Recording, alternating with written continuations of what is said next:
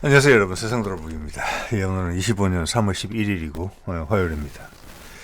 지난 12월 초부터니까 12월, 1월, 2월, 지금 3월 한 3, 4개월 동안 한국 사회가 정치적 격변을 지금 지나고 있지요. 덕분에 주로 정치 논평을 많이 다루게 됐습니다. 자, 이제는 시가 큰 그림은 다 나왔기 때문에 제가 영상에서 채널에서 말씀도 많이 드렸고, 신중하면서도 일단 세상이 어떻게 흘러가는지 지켜보는 단계에 좀 이르러 있는 것 같습니다. 한동안. 네.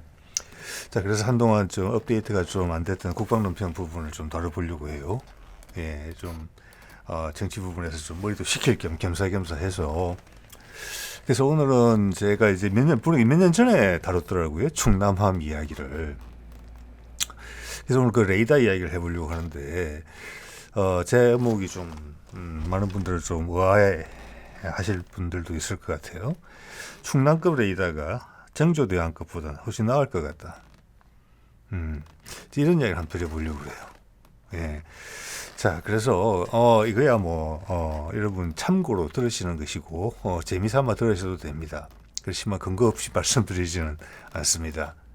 그리고 충분히 이해가 돼요. 우리 정조대왕함의 태생에 대한 부분이 이 둘이 같이 건조가 됐거든요. 대문 사진에서 보신 이 그림 이거요. 충남함하고 정조함이 그것도 같은 장소에서 울산 현대중공업에서. 예. 그래서 그게 나란히 있는 사진을 보면서 레이더 이야기를 한번 좀 드려보면 좋겠다. 그런 생각이 문득 들었어요. 충남함 레이더가 더 좋겠구나. 훨씬. 값은 훨씬 싸지만, 왜 그렇게 됐을까? 이런 부분하고 또 충남함의 역할에 대한 부분도 좀 있는 것 같아요. 제가 최근에 한두 번 말씀드렸는데, 우리가 이제 기동함대가 제주도에 이제 창설이 됐잖아요, 사령부가. 그러면 이제 거기 항공모함이 얹혀지면은 그는 대양을 주로 담당하게 될 것 같습니다. 어제도 말씀드렸지만 훨씬 더 활발해지게 될 우리 수송로. 전 세계의 핵심 수송로가 될 겁니다. 한반도에서 동중국해, 남중국해를 거쳐서 말라카 해협을 건너서 인도양 쪽으로 향하는 그 수송로를 지키게 될 겁니다. 미국이 이 역할을 대신해서. 네, 정치적인 부분도 있고 이제 군사적인 부분도 있고 그렇죠.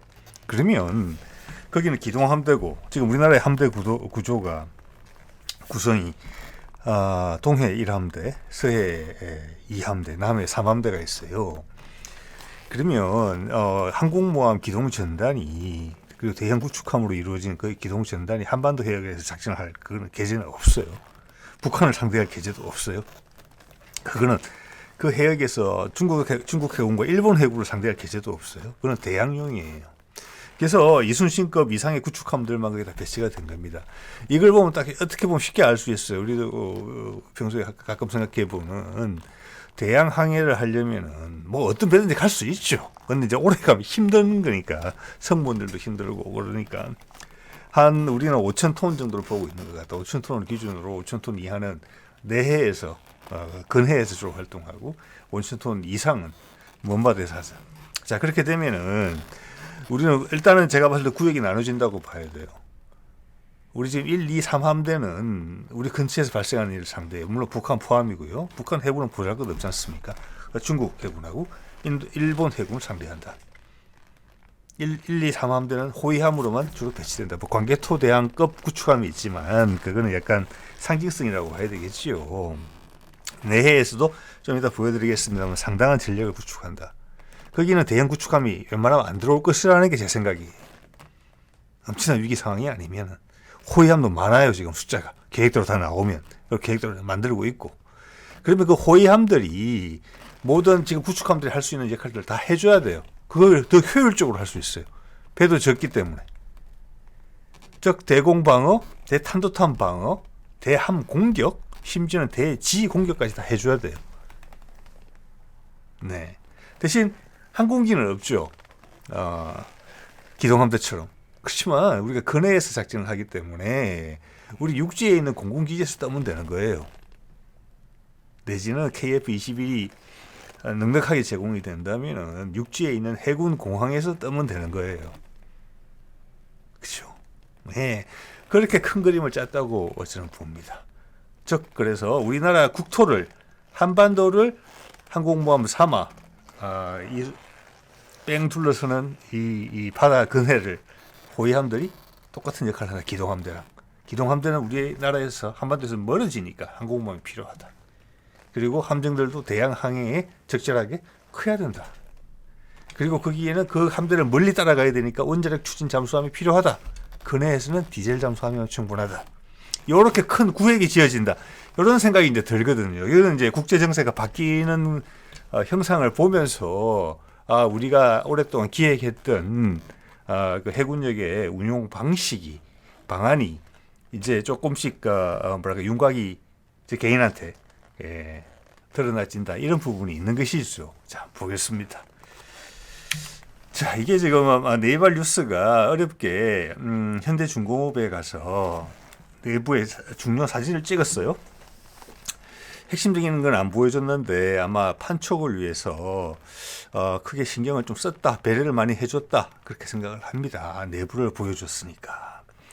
자, 이건 여러분들 많이 보셨을 사진인데 정조함하고 충남함이 같이 건조가 됐기 때문에 나란히 있는 사진입니다. 제가 이렇게 지금 의견을 내고 있는 거죠. 주장을 하고 있는 거죠. 저 오른쪽에 충남함에 있는 통합 마스터에 있는 A4 방식의 S밴드의 레이더가 왼쪽 정조함에 있는 조금 더 커 보이는 저 미제 로키드 마틴의 그 이름도 유명한 스파이 1D 레이더 같은 S밴드. 그렇지만 폐사 방식이 있어. 그거보다 성능이 더 좋다. 이런 주장을 제가 하고 있는 것입니다. 볼까요? 정조함은 만재 배수량 기준 12,000톤, 충남함 4,300톤 정도로 되어 있고 정조함은 가격이 1조 원, 충남함은 5천억 원. 두 배 정도 차이 나는 거예요. 두 배. 크기도 그렇고 가격도 그렇고. 근데 제가 봤을 이쪽 레이더가 탐지 거리라는 측면에서도 단지 그냥 탐지 거리. 자, 레이더라는 게 여러 가지가 있습니다. 그 성능을 검증하는 데 있어가지고 성능을 비교하는 데 있어서 뭐냐 탐지 거리가 먼저 중요하겠죠. 멀리 봐야 될 거잖아요. 동시에 몇 개의 목표물을 추적할 수 있느냐. 그리고 또 공격할 수 있느냐. 자, 이런 거가 상당히 중요하거든요. 같이 봐야 되거든요. 일단 탐지 거리. 예. 제가 그때 충남함이 건조될 때 관여했던 전문가들이 인터뷰한 영상을 제가 본 기억이 나요. 뭐라고 그랬느냐.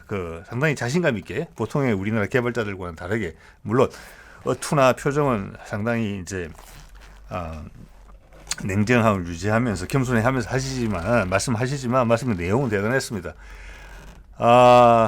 충남함이라는 함이 가진 부여된 역할에 봤을 때, 역할을 기준으로 했을 때, 그 역할에 부응하는 함정들 중에서는 그런 역할에 부여된 함정들 중에서는 세계 최고의 성능이라고 자부한다. 이렇게 이야기했습니다. 자, 그 역할. 즉 호위함은 좀 전에 제가 말씀드린 대로 기동함대를 따라다니는 KDDX가 아니에요. 우리 근해에서 지켜요. 그리고 주위에 다른 어떤 자산들이 많아요. 도와줄 수 있는 육지의 자산들이 우리 국수에 가깝기 때문에. 그죠? 그리고 항공모함을 보호해 줄 필요도 없어요. 자, 기동함대에 따라다니는 구축함의 가장 큰 역할은 뭡니까? 기본적으로는 방공함이에요. 기동함대 가장 중요한 자산은 항공모함이거든요. 내지는 상륙부대라든지 전략기동군 해병대. 예. 자, 그걸 지키기 위해서 방공함의 역할이 엄청나게 강조되고 있어요. 그렇지만은 호위함은 그럴 필요는 없다. 자, 그게 호위함의 역할인 것입니다. 거기에 그런 조건을 감안할 때 비슷한 역할을 하는 배들 중에서는 최고 성능이다. 이렇게 이야기를 한 거예요. 그럼에도 불구하고 우리 S밴드의 레이더는 스파이 1D 레이더보다 낫다. 정조 대항함은 그 기동함에 따라감에도 불구하고. 자, 오늘 내용을 한번 보시고 만약 동의를 하신다 하시면은 우리가 추구하고 있는 해군 전력이 얼마나 대단한 것인가를 아마 여러분 느끼시게 될 거고, 세종대왕급 세척은 모르겠지만 정조대왕급 세척은 정조대왕한테 좀 미안한 이야기지만 이것은 약간 우리가 공군에서 산 F-35 같은 그런 느낌이다. 굳이 필요하지는 않은데 약간 어색하게 된 거다. 왜냐? 우리 국산 호위함하고 수입 전투체계하고 레이더가 수입인 정조대왕함하고 같이 건조를 했는데 레이더 성능이 호위함이 낮다. 이런 결과거든요. 우리나라에서 이 전략 구성을 차근차근 해왔으면 이런 일이 안 생긴다는 거예요. 그래서 정조대왕함이 어떤 계기로 불쑥 들어왔다. 이런 결론이 타당하다. 그런 의견들도 있었던 것으로 제가 알고 있습니다. 자, 볼게요. 자, 우리 호위함들의 우리가 지금 건조하고 있는 배들의 그 리스트입니다.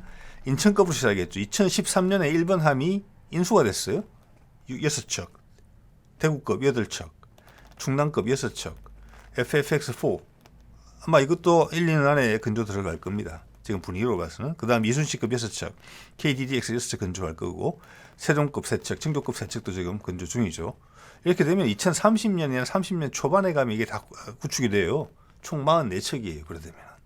자, 2030년까지 된다고 봤을 때, 자, 그제 최근에 제 내용을 보신 분들은 아실 겁니다. 우리가 해양 수송로를 확보하기 위해서 제해권, 미국도 기대하는 바가 큰 그 제해권을 갖추기 위해서 우리가 기동함대를 육성하기 위해서 당연히 육군도 싫어하죠. 그죠? 예, 우리 태조 때 가면 육군도 싫어하고 중국도 너희들 왜 이런 게 필요하니?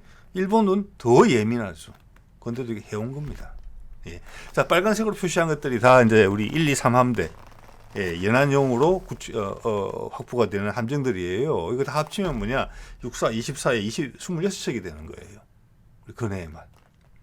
이 성능들을 보시면 더 놀라실 겁니다. 세계 최고 수준의 함정들이라고 봐야 돼요. 그리고 대구급 붙는 업그레이드가 지금 상정을 한 디자인이 되어 있다. 이렇게 보시면 돼요. 예. 자, 2013년부터 44척을 30년까지 건조한다면 그때 건조하는 건데 1년에 2.5척이 넘어요. 건조하는 게. 이러니까 미국에서 우리한테 맡기러 온다는 겁니다. 아마 중국 다음으로는 전 세계에서 가장 빠르게 해군력을 육성했을 거예요. 즉 2013년에 인천급 만들 때만 하더라도 뭐냐면 한국 해군의 현대화였어요. 주 목적이. 지금 그게 아니에요. 예, 세계에서 최고로 단단한 해군 될 거예요. 이렇게 되면 바로 아마 5손가락에 바로 들어갈 겁니다. 30년 정도 되면. 항공모함까지 붙여지면. 네, 근데 내실까지 감안한 순위를 매기면 그거보다 더 올라갈 겁니다. 가성비까지 고려하면 더더욱이고. 예. 그래서 상당히 만만치 않은 전력을 우리가 만들고 있다는 걸 여러분 느끼시게 될 겁니다. 네, 볼게요. 자, 이 그림이 귀한 그림이라는 거예요. 여기 보시면은 통합 마스터의 저기 S밴드, 그리고 왼쪽에는 스파이 1D 레이더 S밴드. 왼쪽에 살짝 크죠? 예. 자, 그러면 이 두 개는 하나는 A사고 하나는 폐사이기 때문에 기본적으로 A사가 성능이 훨씬 좋다는 걸 여러분 알고 계실 겁니다. 그리고 KF-21에도 A사 방식이고 지금 우리는 전부 다 A사잖아요. 세계 최고 수준의 A사 레이더를 만들고 있고 핵심 소재까지 다 국산화가 되어 있습니다. 이제 통합 마스터 구현했고 전투체계까지 우리가 직접 하고 있어요. 왜냐하면 미국 전투체계 이지스함 들어오면서부터 우리가 만져봤을 거잖아요. 예? 예, 한 10년 넘었을걸요? 이제 국산을 하는 겁니다, 이제. 우리가 관련된 기관 사람이 튼튼하잖아요. 이제 미국보다 나은 걸 만들고 있는 거예요. 희한하게 된 게 미국도 지금 이제 스파이 1D 레이더를 지나서 처음으로 A사 방식인 스파이 6 레이더가 나왔는데 그것은 정조대왕하면 실리지 않죠. 그건 아직 뭐 해외 수출됐다는 내용이 없고 미국도 이제 초기에 채택하고 있는 수준이에요. 알레이버급 뭐 최신형의. 근데 우리는 호위함급에서 이미 벌써 통합 마스터 미국 해군도 못하고 있는 통합 마스터 구현해서 거기 올려버린 거잖아요. A사 방식으로. 이 어색함이 생긴 거죠. 자, 크기가 다르다. 한쪽은 A사고 하나는 폐사다. 자, A사가 같은 값이면 훨씬 더 멀리 본다. 적은 전력으로. 그리고 활용성이라는 면에서 훨씬 더 대단하다. 다재다능하다. 즉 함정에서 이야기하자면 동시 목표 추격 그리고 추적 및 타격 그 능력이 훨씬 뛰어나다. 지금 충남함은 최소한 2자릿수의 동시 대응 능력을 가지고 있어요. 이 숫자도 폐사 방식의 스파이 1D 이지스 시스템하고 견줄 수 있을 정도인지 몰라요. 그건 공개되진 정보는 아니에요.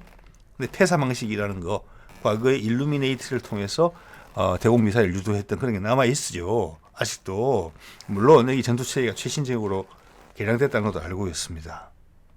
그렇지만 센서인 레이더 자체가 폐사 방식이잖아요. 이거 얼추 비슷할 수 있다고 봐요. 네, 자 그러면 여기서 우리가 이제 폐사와 A사의 성능 차이, 크기에 따른 성능 차이를 한번 감을 먼저 좀 잡아볼 필요가 있어요. 자, 볼게요.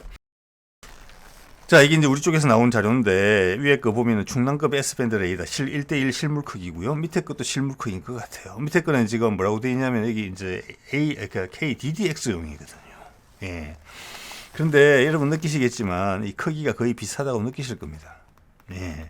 자, 같은 A사 방식이다. 같은 폐사 방식이다. 그 레이더는 뭐냐면은 기본적으로 새끼, 아기, 소자 A사 방식이라는 게 안에 애기 레이더가 그냥 몇백 개, 몇천 개 모인 거거든요.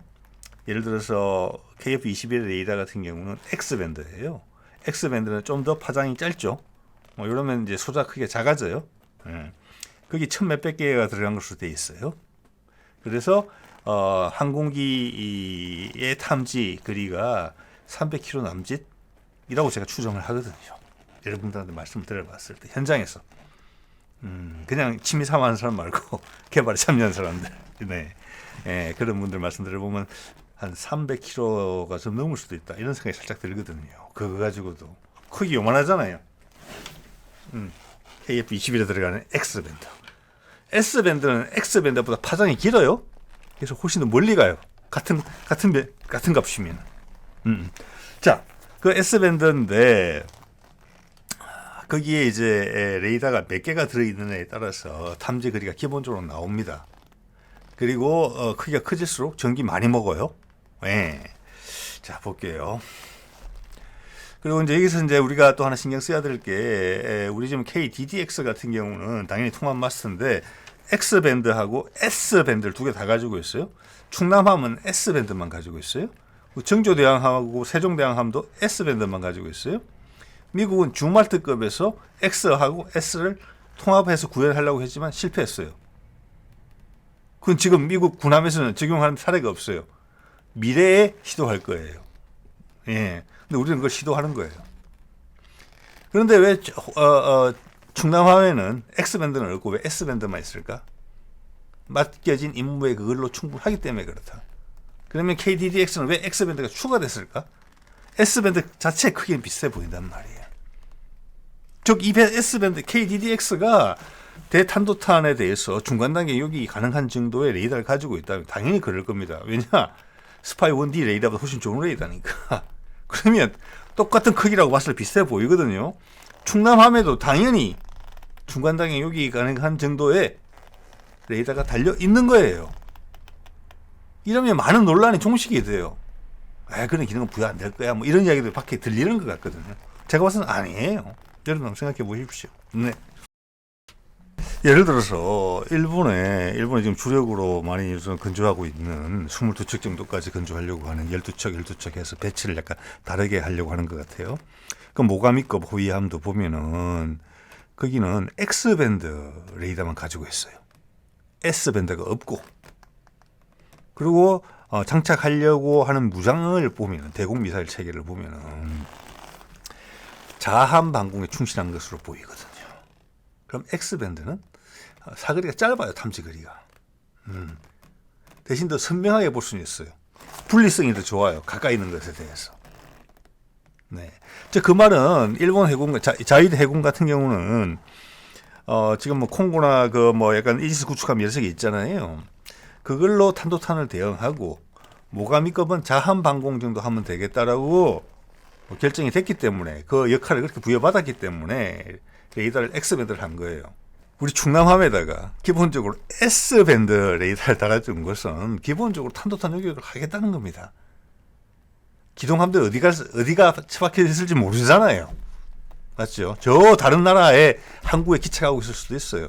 그러니까 상시 대비하는 것은 호위함들이 우리 한반도를 향해서 날아오는 탄도탄을 종말 단계 내지는 중간 단계에서 요격을 할 수 있는 영향이 부여돼야 된다는 것이 우리 해군이 요청한 우리 호위함의 임무예요. 그래서 S밴드가 달린 겁니다. 예. 볼까요? 요게 폐사하고 A사를 차이를 설명해주는 데이터를 활용하기에 좋은 자료입니다. 미국에서 자기들이 이제 개발한 A사 레이더 같은 S밴드죠. 그러니까 기존 이지스 함에 있던 폐사를 A사로 개량한 거예요. 이름은 스파이 6. 자, 요거를 자기들이 설명을 하면서 기존의 스파이 1D 레이더하고 비교해서 이 정도 차이가 난다는 것을 보여주는 데이터예요. 자, 그러면 스파이 6는 S밴드니까 기본적으로 면적을 가지고 우리 S밴드랑 비교해 볼 수 있거든요. 자, 볼까요? 여기 보면은 이렇게 되어 있어요. 같은 크기라면, 자, 표면적이 같다면 레이더가 2배, 이제 A사로 탁 넘어오면은 2배 거리에서 RCS 레이더 반사 면적이 2분의 1인 목표를 탐지할 수 있다. 스파이 1D 대비해서. 이거는 표면적이 같다는 전제가 필요해요. 이 말은 뭐냐면은 단순하게 이야기하면은 같은 크기의 레이더에서 탐지 거리가 4배 길어진다는 겁니다. 즉 폐사에서 A사로 넘어오면서 탐지 거리만 자막같이 4배 넓어진다는 거예요. 4배 길어진다는 거예요. 그 외 A사가 가지는 효용성은 많죠. 특히 동시 탐지, 추적, 타격, 추적, 타격하는 능력까지 들어가면 비교가 할 수 없는 레이더 체계가 돼요. 거기다가 운용 유지란 측면에서 A사는 상대적으로 전기를 적게 먹어요. 그렇지만 출력이 세지니까 그거는 거의 대동소이한 것 같고 오히려 많이 먹는 측면도 있는 것 같습니다. 전기를. 또 운용 유지가 각각이 하나의 각각의 큰 레이더 하나가 자그마한 레이더의 집합으로 이루어져 있기 때문에 그 중에 하나 소자가 고장이라도 빼내면 돼요. 그런데 폐사는 그게 기본적으로 아날로그 방식이기 때문에 하나 고장이 나면 전체가 다운돼요. 네. 자, 그 정도는 여러분이 뭐 이렇게 아시고 있으실 거라고 보고, 여기 보면 RMA라는 이제 용어가 나오는데, 이거는 뭐냐면은 안에 여러 가지 선물 박스 같은 거에다가 여러 가지 새끼 레이더를 꽉 채운 한 박스예요. 그게 한 유닛이에요. 그리고 이게 아마 파워나 냉각이나 이런 것이 하나로 관리가 되는 것 같아요. 예, 그리고 이것은 모듈식으로 되어 있어서 레고식으로 되어 있어서 이걸 계속 붙여 늘리면 레이더 성능이 좋아지고, 근데 함정이 작고 전기 생산량이 불충분한 배 같은 경우는 이걸 줄이는 거예요. 또 우리 충남함 이야기하듯이 임무에 맞게 최고의 레이더를 모든 배에 넣을 필요는 없는 거잖아요. 과잉이니까. 예, 뗐다 붙였다 할 수 있게 만들어진 거예요. 그러니까 저 박스 하나에는 상당히 많은 숫자의 레이더가, 새끼 레이더가 들어있다. S밴드 소자로. 자, 이렇게 돼 있는데 여기 보면은 37 RMA라고 돼 있잖아요. 37개 박스가 들어갔다. 예, 저게 지금 기본적으로 저 면적이 기존에 이게 조금 오류가 있을 수 있어요. 그렇지만 큰 오류는 없습니다. 없을 겁니다. 37 가운데 저기 제가 빨간 동그라미 친 37개짜리가 기존의 스파이 1D 레이더하고 면적이 같은 것 같습니다. 예. 자, 저렇게 되면은 저게 탐지거리가 4배. 그 외 추적 성능이나 동시 타격 능력은 그 이상으로 더 좋아지는 거죠. 자, 이래 되면 KDDX가 한 척이 나오면은 기존의 세종급 세척, 정조급 세척 이것들을 아마 다 해결해 줄 수도 있을지 몰라요. 세척 단위로. 그건 뭐 제 추정입니다만. 자, 이제 대충 느낌이 오시죠? 자, 그 미군 병사가 저기 하나 서 있는데 이제 크기를 봤을 때 우리 S밴드보다는 살짝 크다는 것을 알 수가 있어요. 예. 그쵸. 자, 지금도 여러분 스파이 1D 레이더가 뭐 탐지거리가 뭐 500km는 600km는 어쩌고저쩌고 이런 얘기 나오잖아요. 그런 게 별 의미가 없어진다는 겁니다. 그게 4배나 넓어지기 때문에. 그죠? 자, 우리가 KDDX나 지금 중단급에 들어가는 S밴드 레이더는 지상용 LSM의 레이더를 개량한 거라고 봐지거든요. 그럼 지상에 있는 LSM의 탐지 추적거리가 어느 정도 되는지 아시겠죠? 예. 뭐 몇백 킬로다, 어디까지 볼 수 있다, 이런 게 별 의미가 없다는 걸 느끼실 겁니다. 예. 심지어 천궁2에 A사 방식 레이더가 나오고 있어요. UAE 수출하기 위해서. 우리도 한번 개량될 거예요. 연구원이 공식적으로 하는 이야기에도 이렇게 홍보 영상에도 이게 나옵니다. 500km까지는 확인했다. 전투기 크기의 적기를 탐지하는데. 자, 그거는 KF-21, 그건 X밴드거든요. KF-21도 X밴드예요. 자, 천궁2의 레이더는 KF-21 레이더보다 훨씬 커요. 그렇지만 이거보다는 훨씬 작아요. 우리 S밴드 것보다는. 또 X밴드고. 그런데도 500km에서 전투기 표적을 잡잖아요. 이거는 예, 상상을 초월한다 생각하시면 돼요. 근데 우리는 호위함에 그걸 넣은 거예요. 호위함에. 자, 그 호위함이 동해, 서해, 남해 하나씩 떠 있으면은 그 해역을 다 관장할 수 있다. 거기다 동시 대역 능력이 최소한 2자리 숫자다. 어느 정도인지 아시겠죠? 예, 그 한 척이 기존의 이지스함보다 낫다는 겁니다. 단지 부족하다면은 미사일 발수가 떨어진다. 근데 그것도 최선을 다해요. 보면은 정 안 되면 향후는 네트워크 전장이기 때문에 육상에 있는 또는 울릉도나 섬에 배치된 미사일 기지에서 쏴줄 수도 있어요. 네, 자, 뭐 그 정도로 말씀을 드리고요. 그래서 자, 이게 스파이 6 레이더에 좀 전에 보신 그 37개짜리. 예, 이게 아마 기존의 스파이 1D 레이더, 우리 세종이나 정조에 붙어 있는 거랑 거의 비슷한 것 같습니다. 예, 우리께 살짝 작은 것 같거든요. 자, 이걸 보면은 이걸 갖다가 지금 주말트가 망가졌기 때문에 그 알레이버크 최신형에다가 이 레이더를 장착하려고 미국이 시도를 했어요. 더 좋은 레이더를 달아주려고 배가 훨씬 달라지는 거니까. 그런데 재밌는 일을 한번 보세요. 자, 플라이 2A급에다가 세종대왕급이에요. 거기에다가 이 레이더를 좀 전에 37개짜리를 넣으려고 했어요. 그랬더니 37개를 넣을 수 있는 공간은 돼요. 왜냐, 면적은 같으니까. 예. 그런데 이게 출력이 지금 4배가 좋아진 거잖아요. 출력이라기보다는 탐지 거리가. 그래서 전기도 더 많이 먹는 것 같아요. 같은 면적이라도. 예. 기존 것보다 4배를 먹지는 않겠죠, 전기를. 그래서 이 37개짜리를 다 못 넣었어요. 예. 그래서 24개짜리를 넣었어요. 여기 보이시죠? 24개짜리를. 기존의 전력 시스템 가지고는 24개까지밖에 안 된다는 거예요. 면적은 37개가 되는데. 그래서 뒤에 보면은 플라이 3 최신형을 만들면서 배를 약간 개조했어요. 조금 크게 만들었어요. 그래서 발전기를 좀 더 넣었어요. 디젤 발전기 같은 거겠죠. 그래서 37개짜리 원래 생각했던 대로 넣었어요. 자, 이러면 4배가 더 강력해진 거죠. 자, 그래서 여러분 하나 느끼시는 게 뭐냐면은, 이 레이더라는 체계가 전기를 엄청나게 먹는구나. 예. 지금 알레이버크 것 같은 경우는 뭐냐면 주로 기본적으로 가스터빈 엔진이에요. 그리고 발전기용으로 따로 아마 디젤 발전기가 있고, 이 디젤 발전기는 전기용으로만 공급되는 것 같아요. 그래서 지금 세종급이 전기를 많이 먹는다는 거예요. 그래서 아마 정조대왕함으로 오면서는 약간 하이브리드 형식이 가미가 된 건데, 그런 전기 단계가 그러니까 가스터빈은 출력으로만, 몇 개의 발전기는 내부 전기 공급용. 그러니까 레이더가 좀 커지니까 감당이 안 되는 거예요. 그래서 레이더를 발전기를 더 넣었어야 된다. 자, 이런 부분은 어떻게 해소가 나중에 될 수 있느냐 하면은, 지금 우리가 하이브리드 형태를 거쳐서 KDDX나 FFX4에 가면은 전기 추진이 될 것 같아요. 그러면 가스터빈하고 뭐 마찬가지예요. 디젤 엔진이 있지만 모든 것이 전기 동력으로 일단 바뀐 다음에 모터를 통해서 출력이면 출력, 또 내부에 전기가 많이 필요하게 되면 이쪽으로 많이 돌릴 수 있는 거예요. 훨씬 유연하게 사용할 수 있는 거죠. 약간 스마트 그리드처럼 되는 거죠. 그러니까 공산이 크다. 그러면 적은 크기의 배에도 강력한 레이더를 달 수 있다는 장점이 있는 거예요. 그리고 향후 레이저 무기 또는 레일건 이런 향후의 무기들을 하는데 훨씬 유리해진다. 자, 미국의 지금 이 어려움이 그런 걸 보여주고 있다고 봅니다. 자, 이런 걸 봤을 때 정리를 해보면은 9개짜리 제가 이제 컨스텔레이션급인가 저기는 9개짜리도 쓰는 것 같아요.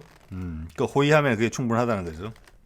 9개짜리 작은 걸 쓰면은 그게 스파이 1D 레이더랑 같고, 37개짜리 박스를 넣은 것은 기존의 스파이 1D 레이더하고 표면적이 같다. 우리 충남함에 들어간 것보다 살짝 크다. 근데 그것은 기존 스파이 1D 레이더보다도 A사 방식으로 바뀌어서 스파이 6가 되면 4배 정도 탐지 거리가 늘어난다. 네. 자, 그래서 지금 우리의 것은 한 24개짜리 정도 되지 않느냐, 24개에서 30개 정도 되지 않느냐. 근데 이게 이제 형이 나와야 되기 때문에 아마 37개가 아니면 24개일 가능성이 높아요. 네. 그래서 우리 거는 굳이 미국식 RMA로 표현을 하자면은 24개짜리에 준한다. 이렇게 봐줘요. 근데 같은 A사 방식이고 같은 S밴드이기 때문에 탐지 그래도 같을 것으로 봐진다. 자, 이런 위에 계산을 바탕으로 계산을 해보면은 24개 박스를 쓰는 경우에는 기존 스파이 1D 레이더보다 2.7배 정도 탐지 거리가 길어진다 라는 대충의 계산이 나와요. 즉 이건 뭐냐, 우리 충남함이나 KDDX에 들어갈 그 S밴드, 그 두 개 크게 거의 같아 보이니까 그 레이더는 옆에 있는 정조 대항함보다 탐지 거리가 2.7배가 더 길다는 겁니다. 예. 그리고 그것을 그 센서, 그 레이더를 충분히 잘 활용하기 위해서 아마 전투 체계에 요구되는 성능도 미국의 최신 이지스 시스템보다 더 많은 걸 요구했을 거예요. 왜냐, 그냥 센서가 패사 방식이니까. 네. 자, 이런 결론에 도달을 했어요. 우리 충남함 미진 능력을 가지고 있다. 근데 우리가 지금 이지스함, 우리 뭐 세종대왕함, 정조대왕함 홍보할 때 항상 나오는 이야기가 뭡니까? 한국판 뭐 해양에서 만드는 한국형 뭐 미사일 방어 체계라고 이야기하잖아요. 그 레이더 성능보다 뛰어난 성능을 충남함이 레이더가 가지고 있거든요. 근데 충남함이 대탄도탄 능력을 안 갖출 거라고요? 그러면 그건 거짓말이죠. 그렇죠. 예. 이런 호위함들은 근해에 머물면서 아까 20여 척 됐죠. 30년까지 우리 한반도라는 항공모함을 보호하는 역할을 하는 겁니다. 한반도를 호위하는 거예요. 말이 딱 맞아요. 호위, 한반도를 호위하는 거예요.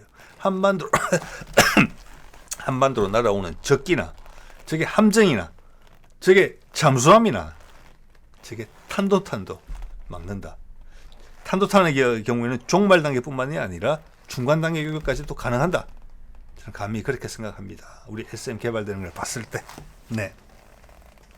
자, 이게 일본의 모가미급이에요. 예? 이제 12척, 뒤에 12척은 배를 좀 더 키우고, VLS도 수직 발사관도 2배 정도 늘리는 것 같아요.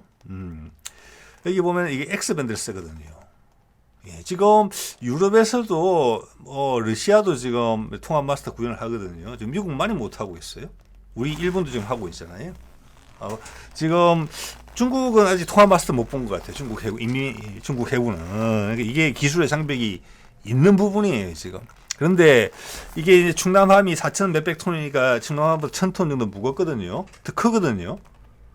그런데 형태도 비슷하잖아요. 통합 마스터 구현했고. 근데 이게는 X밴드를 썼다는 거예요.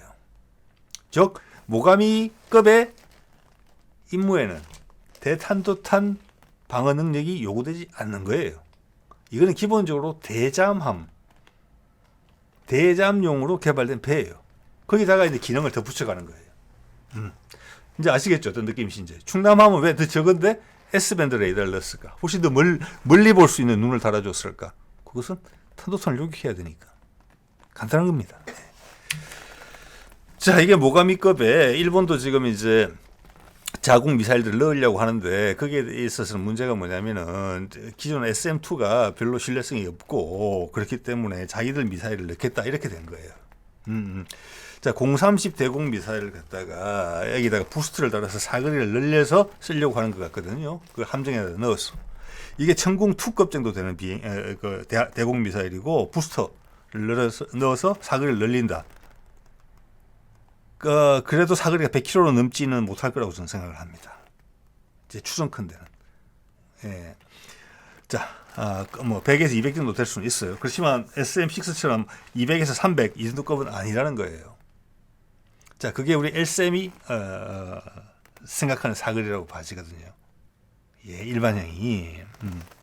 자, 일본도 여기 보면은 탄도탄 대응 능력도 부여될 예정이다 이런 표현이 지금 나오고 있는데 지금 이 레이더 체계를 봤을 때 우리 이게 이제 A사 레이더인데 저기 뭐 일본 공삼식을 봤을 때 이 여러 가지 한계가 보여요. 이제 저도 이걸 여러 해 하다 보니까 자, 이러면 우리 X밴드 레이더랑 비슷할 거란 말이에요. 천궁에. 그것은 중거리 방공 미사일이에요. 천궁2 같은 경우는 대탄도탄 요격 능력이 있죠. 그렇죠? 고도 한 30km까지. 이것도 그 정도 뜻으로 이해가 딱 되는 거예요. 이거보다 더 나아지려면은 더 먼 거리, 더 고고도에서 요격을 하려면은 뭐가 필요합니까? LSM 레이더가 필요한 거예요. LSM 레이더가. 그거 아니잖아요. 그러니까 이것은 탄도탄을 요격한다고 하지만 천궁2 수준이다.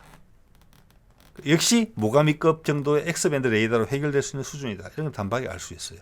즉 충남함과는 목표가 다르다. 충남함의 임무 부여에는 분명히 대탄도탄 요격이 들어있다. 심지어 중간 단계 요격도. 왜? 레이더가 충분히 흘러넘치니까. 그럼 어떻게 무장을 할 것이냐. 이런 문제로 귀착이 되는 거죠. 자, 그런 이야기는 이미 나왔어요. 네이발 뉴스는 상당히 신뢰할 만합니다. 20년 6월에 이미 나왔어요. 그때 기획 단계에서. 이런 그림밖에 없을 때잖아요. 지금 그 배가 이제 똑같이 이제 찍혀 나왔잖아요. FFX3, 즉 충남함에 LSM을 장착한다. 대탄도탄 능력을 부여한다. 이가 이 내용에 나와 있습니다. 이거 보이죠? 지금 작아서 글자 안 보이실 텐데 BMD 역량을 갖춘다. 대탄도탄 요격 역량을 갖춘다는 거예요. 자, 우리 LSM 해상형 개발 작년 초부터 들어갔죠? 네, 몇년 안 걸릴 겁니다, 이거는. 자, 무장이라는 부분을 볼까요? 일단 대구급에서부터 저는 업그레이드가 충분히 가능하리라고 봅니다. 울산급도 어떤 식으로 업그레이드가 되긴 되겠지만 대탄도탄 방공 능력을 주기는 어려울 것 같아요. 배 함형 자체가. 그래서 지금 울산급 같은 경우는 제가 봐서는 해궁 미사일 정도가 장착할 수 있거든요. 그거는 뭐 많은 공간이 필요하지 않기 때문에 그래서 자함 방공 정도의 만족해야 되지 않을까 이렇게 생각이 들지만 대구급부터는 미래 업그레이드를 생각한 디자인이 들어갔다 이렇게 보는 것입니다. 특히 앞에 보세요. 제가 앞에 동그라미 치는 부분에 이제 KVLS1이거든요. 그 뒤에 공간 보이죠? 예, 공간이 저 공간은 밑에다 쓸 수 있는 공간이고 무거운 것을 넣을 수 있는 공간입니다. 배의 무게 중심과 그게 멀지가 않거든요. 예, 저 공간을 왜 남겨뒀을까? 자, 우리 대구급을 개량한 배들을 필리핀에도 팔고 뭐 태국에도 팔고 그랬어요. 이 디자인을 좀 바꾼 거예요. 값싸게 처리한 거예요. 좀 줄인 거예요. 그 줄일 때 어디를 줄이느냐고 하면은 지금 제가 파란색으로 8개 사각형 넣어 놓은 데 있죠. 저기를 줄이더라고요. 딱 이렇게. 배를 짧게 만들어요. 네. 자, 그래서 저 공간이 빈 공간이다. 저는 이렇게 본다는 겁니다. 무슨 용도냐? 저 크기도 제가 추정하는 크기를 감안해서 그려본 겁니다. 저거는 한국형 수직발사관 2, KVLS2입니다. 그거는 4개가 한 세트예요. 한국형 수직발사관 1이나 우리가 또 그걸 모델로 삼은 미국의 MK41은 8개가 한 세트예요. 자, 그래서 앞에 지금 2세트 들어있죠. KVLS1은 16셀이 들어있고 뒤에는 최소한 8개의 KVLS2 셀이 들어간다고 봅니다. 저 크기는 많은 고민을 하고 만들어진 크기예요. 그래서 향후 우리가 개발하는 많은 미사일들이 해상에서 발사하는 미사일들이 저 크기에 맞춰서 표준화되고 있습니다. 큰 거는 한 발만 들어가거나. 자, 여러분 SM3가 중간 단계 요격 미사일로서 MK41에서 꽉 끼어서 발사하거든요. MK41이 533mm입니다. 폭이. 그게 원래 어뢰 발사관에서 시작된 거예요. 어뢰 발사관은 533으로 시작됐거든요. 예. 그걸 육상으로 딱 세워서 올려놓다 보니까 그렇게 된 건데 SM3가 그 길이도 한계가 있단 말이에요.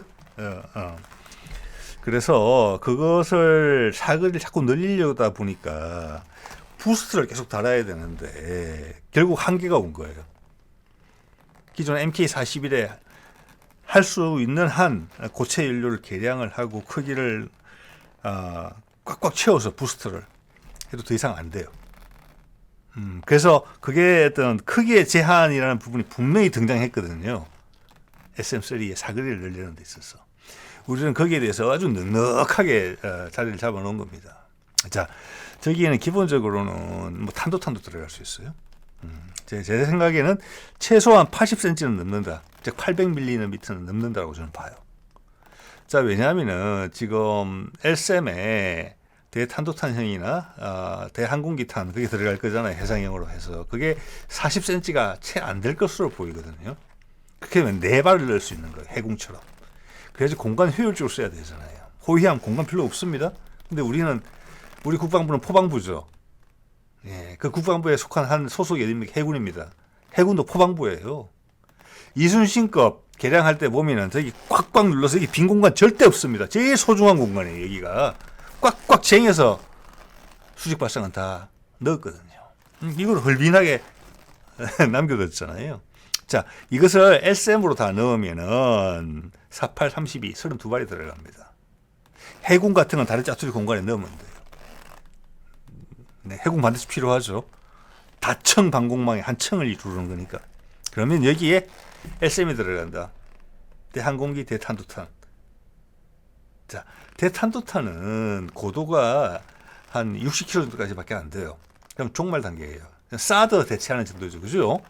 그런데 근데 여기 달린 레이더는 중간 단계 요격을 할 수 있는 레이더예요. 네. 그 말은 뭐냐? 우리가 중간 단계 요격탄 개발한다는 겁니다. 이번에 한화가 좀 유럽에서 중동에서 보여준 LSM에 등장했죠. 기존의 LSM과 전혀 다른 훨씬 덩치가 큰 미사일. 저는 그것을 LSM-3라고 부르고 있습니다. 왜냐? LSM은 이미 LSM-2로 개량형이 나오고 있거든요. 아마 사거리를 늘리는 거 위주로 하고 있을 거예요. 예전에 계획도 그렇게 잡혀 있었고 같은 크기로 사거리만 늘리는 거예요. 뭐 다른 것도 좋아지겠죠. 그렇지만 이번에 한화가 아랍에서 중동에서 보여준 거는 큰 거예요. 그거는 중간 단계 요격이에요. 그거는 여기 한 발씩 들어간다고 생각합니다. 그거 넣을 생각이에요. 네. 또는 하나 생각해 볼 수 있는 게 그걸 넣는 게 숫자적으로 넉넉지가 않다 생각하면은 우리 주변의 섬과 우리의 국토의 주변의 주요 지역에 LSM의 중간 단계 요격탄을 배치할 수 있다고 봅니다. 그리고 이런 호위함들은 그 중간에서 센서 역할을 해줄 수 있으면 돼요.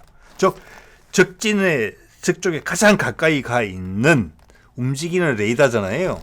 조기 탐지. 그리고 중간 단계가 탐지가 되면 우리 해역은 지금 뭐 일본하고 중국하고 지금 500-600km밖에 안 떨어져 있어요.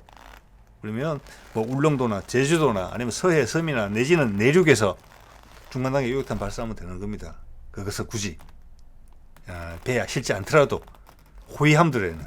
그러면 이 8개는 전부 다 LSM으로만 장착할 수 있어요. 종말 단계는 아니면 대항공기용으로. 그럼 36발. 32발 들어가는 거죠. 네. 자, 대구급보다 충남급은 좀 커요. 자, 그래서 저는 이 사진에도 눈이 가는 겁니다.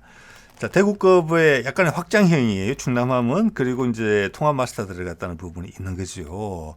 저 공간도 당연히 그렇다고 봅니다. 최소한 K 한국형 수직 발사관 2가 2세트 들어간다. 8셀 최소한. 역할은 비슷하다. 자, 그 큰 수직 발사관에 또 뭐가 들어갈 수 있느냐 하면은 필요하다면은 램제 기반의 대한 미사일 들어갈 수 있고요. 그것은 이제 옆에서 경사 발사대에서 발사할 수도 있고. 근데 확실히 수직 발사관에 들어간다고 보는 것은 지금 우리가 개발한 것으로 보이는 한국판 지로콘 있잖아요. 극초음속 순항 미사일. 그게 직경이 한 80cm 정도 가까이 되는 것 같아요. 70에서 80cm. 그거 한 발씩 들어가면 되는 거예요. 물론 그것도 경사 발사관에서 발사할 수도 있습니다. 예. 자, 그리고 거기에만 머물지 않는다. 왜냐하면 정조대왕함 이제 여러분 딱 느끼실 겁니다. 제 말씀에 동의를 하신다면 정조대왕함을 만들 시점은 그때 박근혜 정부 때만 결정이 됐던 것으로 제가 아는데 그때가 뭐냐면 박근혜 정부하고 미국 정부한테 두드려 맞고 있을 때 박근혜 정부가. 그래서 우리 아마 해군이나 방산업체에서는 그때 이미 KDDX 계획이 있었습니다. 우리가 해볼 수 있다고 해서. 자, 박근혜 때 한번 보십시오. 박근혜는 또 윤석열하고 많이 달랐어요. 윤석열은 미국 무기 필요 없는 거 넙죽넙죽 사줬는데 박근혜 때는 KF-21 프로그램을 시작했어요. 그러니까 당연히 해군에서도 우리가 한다는 프로그램이 있었을 거라고 볼 수도 있잖아요. 그게 KDDX예요. 근데 밀려난 거예요. 그 자리를 갑자기 정조대왕급이 밀고 들어온 겁니다. 세척을 건조하는 것으로. 그리고 KDDX는 밀리면서 뒤에 지금 하게 된 거예요. 대신 호위함들이 쫙 올라왔죠. 그런데 그 호위함의 레이더 성능이 정조대왕급보다 더 좋은 거예요.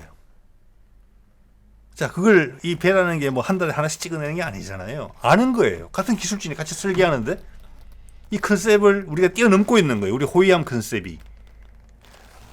대공 레이더 A사 방식으로. 탐지거리도 훨씬 길어. 또 전투체계도 국산화된 것이 훨씬 더 좋아. 이렇게 된 거예요. 연비도 훨씬 더 효율적이야. 그러면 이거 같이 만드는데 향후 이것을 바로 업그레이드 해야 되겠다. 그리고 LSM2가 지금 LSM이 해상형이 가시화되고 있잖아요. 또 기동함대가 가시화되고 있잖아요. 그 사이에. 자, 그래서 정조대왕함은 건조할 때부터 업그레이드를 생각하고 건조가 디자인이 됐다. 이렇게 봐시는 거예요. 예. 자, 볼까요? 세종 배치원. 예전에 몇 번 보여드렸던 거예요. 세종 배치원은 저기 앞에 있는 수직 발사관이 갑판하고 높이가 같아요. 배가 그만큼 크다는 거죠. 예, 이게 한 6, 7m 될 거예요. 깊이가. 근데 세종2에 정조로 오면은 여기가 2, 3m가 툭 튀어 올라와요. 저기가. 근데 기존의 수직 발사관 1이나 MK41을 넣었단 말이에요. 그것을 위해서는 이게 올릴 필요가 전혀 없어요. 이것은 뭐냐? 여기다가 수직 발사관 2를 넣겠다는 거예요. 향후에. 그거는 2, 3m 더 높거든요. 폭만 넓은 게 아니라 길이도 2, 3m 깊어요. 그러니까 훨씬 대형의 미사일을 쏠 수 있는 거예요. 자, 그래서 아까 보여드렸던 대구함이나 충남함도 제가 가상의 그림을 사각형을 그려 넣었던 그 부분에 향후 한국형 수직발사관 2를 넣게 되면은 단을 올려야 돼요. 몇 미터. 네. 자, 그래서 그 뒷공간을 남겨놓은 겁니다. 무게 중심에 가까운데. 이거 보시면 지금 팔랑스가 들어있는 부분도 공간이 엄청나게 넉넉하게 설정이 됐거든요. 팔랑스가. 예. 단지 사각을 위해서 그렇게 된 게 아니에요. 왜냐하면 뒤에 팔랑스 하나 더 있잖아요. 요것은 요 공간까지도 쓴다. 일부분은. 그러면 여러분, 아, 우리 해군도 역시 포방부구나 생각이 드실 거예요. 저기 KVLS2 꽉꽉 눌러 넣을 거라는 거 쉽게 짐작이 되는 부분이잖아요. 자, KVLS 크기를 그렇게 디자인한 이유는 뭐냐? 미사일 가급적 거기 규격화시켜서 엄청 제일 많이 넣겠다는 거예요. 이것도 강력한 것으로. 지금 서방군에서 80cm 넘어가는 거 없어요. 가장 큰 게 지금 중국 거, 러시아 거는 잘 모르겠습니다만은 중국 거가 지금 한 8, 90cm 돼요. 네, 큰 게. 거기도 몇 가지 형식을 쓰거든요. 수직 발사관을. 서방권에서 우리가 제일 큰 걸 쓰게 될 겁니다. 거기 들어간 미사일 한 개짜리가 있다는 거예요. 네, 좀 말씀드렸죠. 그래서 이런 식으로 다 개량이 될 거다. 향후에. 그리고 당연히 레이더와 무기 체계도 당연히 국산으로 들어간다. 그럼 이건 뭐냐? 미국 무기 사준 거다 이거예요. 기본적으로는.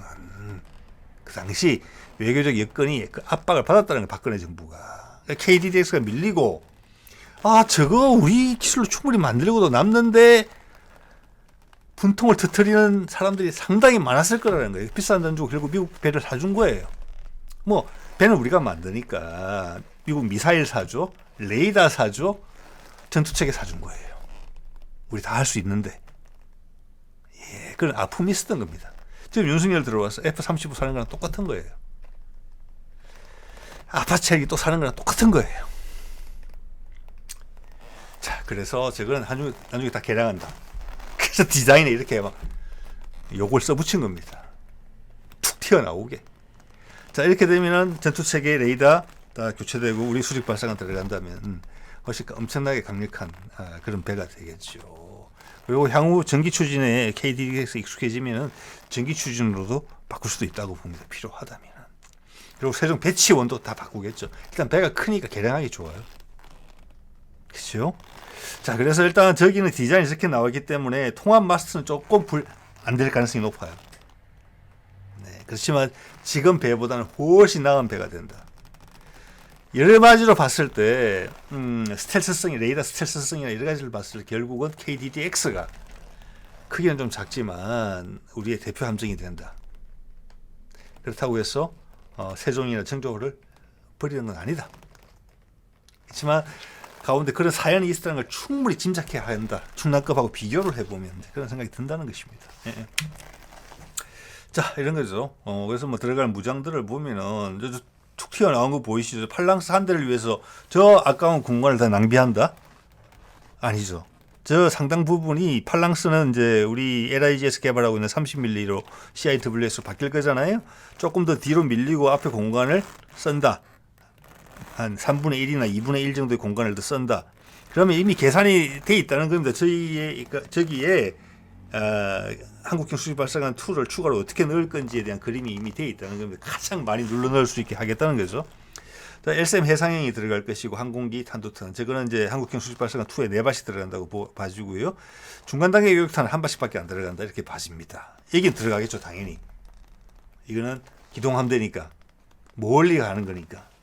예. 근데 이는 당연히 중간 단계 유효탄을 싣고 다녀야 되는 거니까 당연히 또 큰 배가 가야 된다. 자, 그럼 많이 실는 용도로는 세종대왕이나 정조함이 그 KDS보다는 뛰어난 면이다. 이따 배가 크니까.